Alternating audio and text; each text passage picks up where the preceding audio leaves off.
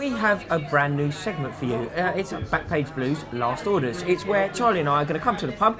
It's a hard life, isn't it? And discuss the world's transfer news. And it's not only going to be Chelsea related. Obviously, everything is Chelsea related because it all comes back to us. So if there's a big signing, for example, James Milner goes from Manchester City to Liverpool, that obviously has an impact on us. So what we need to do is talk to the expert and find out exactly what impact that has on Chelsea Football Club. So, Charlie, in the world of transfers, not just Chelsea, what are you hearing? What's going on at the Daily Mail online? Right, well, the biggest story of the summer, undoubtedly, is Manchester United, Real Madrid, David De Gea. It's happening. It's 100% happening. That's what we've reported. He's hell-bent on this move, David De Gea. That's good news. Yes, it is, because for my money, he's probably the best keeper in the Premier League. Yeah. De Gea. Best one that doesn't play at Stamford Bridge anyway. Okay. I mean, it's going to cause a massive hole in their team, clearly. Real Madrid are looking to get him. They're actually only looking to get him for under 20 million, which is going to be an absolute steal. So is he keen to go, De Gea? He's mad keen on this move. In fact, he's the one that's massively driving this. Obviously, Man United do not want this move.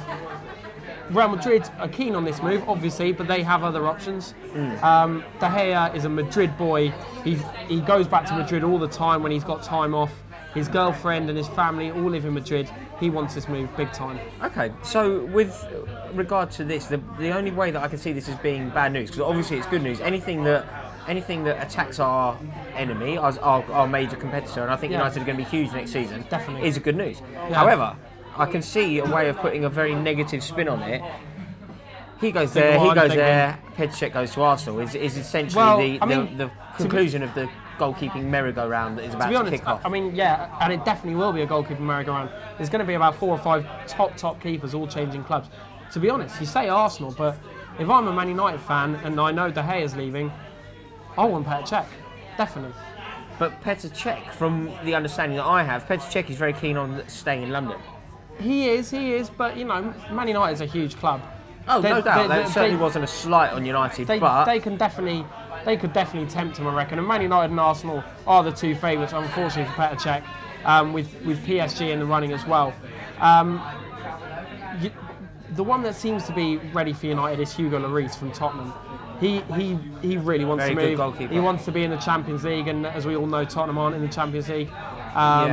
He's a very good goalkeeper, Hugo Lloris. I like the way that he's kind of pioneered, or at least taken on the mantle. I think Manuel Neuer probably pioneered a new system, where a goalkeeper plays as a sweeper, and they're so good with their feet. Hugo Lloris has definitely taken on the mantle from. He's learnt from Lloris is very technically good. I mean, Daniel Levy, as we all know, drives a very hard bargain. But I think if Lloris really wants out, he could go there. Now, if De Gea moves to Real Madrid, obviously, again, we keep going on this merry-go-round. Iker Casillas, he's a Madrid legend. He's a Real Madrid legend, but he certainly could be off.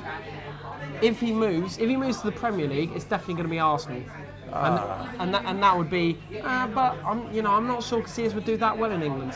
He's weird. It's a weird situation at Madrid because he's their Champions League goalkeeper, isn't he? He is, and he is. I mean, he's been at Real Madrid since we were kids, So. I think he was an ultra. I think if he wasn't a keeper, he'd be their ultra. Yeah, exactly. Yeah. Italy looks his kind of favoured destination, but I think Arsenal are also interested in the event that they don't get Petr Cech. So it's all quite interesting. So it's all going on. So on the move potentially, it's 5 brilliant goalkeepers, all on the move this summer. Yeah, exactly. So the great news from a Chelsea fan's perspective is, what you want as a football fan and what you want from your back line and goalkeeper is a settled system. Yeah, well, exactly. So we could be, out of the teams that in my opinion are going to finish in the top 4 next season, us and City, the only 2 that are going to have the same keeper. Well, exactly. And in fact, Mourinho's put a huge price tag on Courtois just to ward any, get your mitts off. Yeah, ward any eyes off, because Real Madrid, I think actually Real Madrid's first choice might even be Courtois ahead of De Gea. But that's not happening. That's not happening. Courtois and he's an Atletico boy as well, I imagine that he would do that. Yeah. But I mean, so is De Gea. You've got to remember. Okay, Hurricane. This is all. I'm loving this. So you're at the Mail. What else is going on? Anything further up the pitch? I think when football fans sit around and talk in the pub and talk about the challengers, they talk about Man United, they talk about Chelsea, they talk about Arsenal, they even talk about Liverpool for some reason. The team they don't talk about is Manchester City. Now, Manchester City's team has been the same since kind of 2011, and we same see superstars. Yeah, Definitely. yeah, exactly. Aguero and well, Toure. if you look at their signings, there's barely anyone who's come in and made a real difference to that team since they won the title in the first place under Mancini. You're underselling Mangala slightly. I think. I mean, he's just been a disaster, isn't he?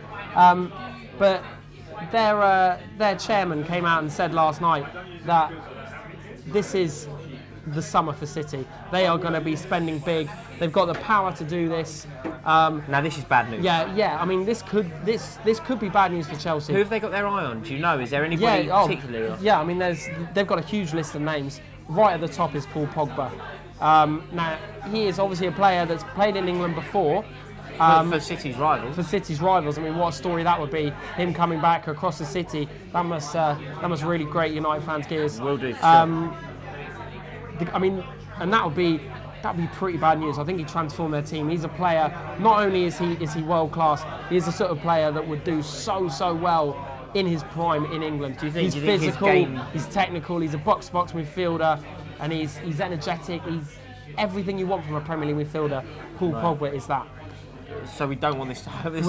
The slightly good news is what we've reported this week, and I believe this to be the case, is that I think Paul Pogba will stay at Juventus this year, and he'll go to Barcelona the following year. The noises coming out of Barcelona are that they definitely want him. People like Neymar and Xavi and even Messi have been actually talking Pogba up. And you know what that club's like. They're kind of all in one boat. They've got a big kind of front going on. And even Pogba's been kind of making little suggestions. The trouble is, though, as a player, you can't really predict moving in a year's time because that's reliant on the form that you display over a season. You can't. I mean, I think Paul Pogba is of sufficient quality that, especially in that league as well, especially in the Italian league, you know, he's probably the best player in that league for by far the best team. So, I mean, hopefully for Chelsea fans, that move won't happen.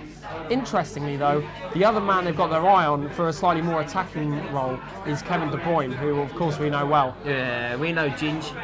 We know the Ginge. And I know a lot of lads, I mean, when we do Backpage Blues, a load of questions come in every week saying, do you think we should have sold Kevin De Bruyne? Do you want Kevin De Bruyne back? People are so supportive of him. In the comments, I was on the comments today for a fair while. I was amazed at how much support and how passionate a lot of Chelsea fans are that they would like to see him back in a blue shirt. I'm so interested to hear that because this is your channel, guys. You know, this is the whole point of this is for you, and my opinion is no more valid than yours, and that's why I'm so interested to hear your opinions. But for me, I wouldn't want to see that bloke back ever. He's really not for me. Well, look, I think his comments when he left about Mourinho were a disgrace. Well, and the guy's barely shut up since. You know, this week we must have done 5 stories about him and coming to Wolfsburg, snipes at Mourinho, snipes at Chelsea. Yeah, put a sock in it, Ginger. Sick of it. You know, personally, I mean, what he showed at Chelsea wasn't enough for him to stay. We got a great fee for him.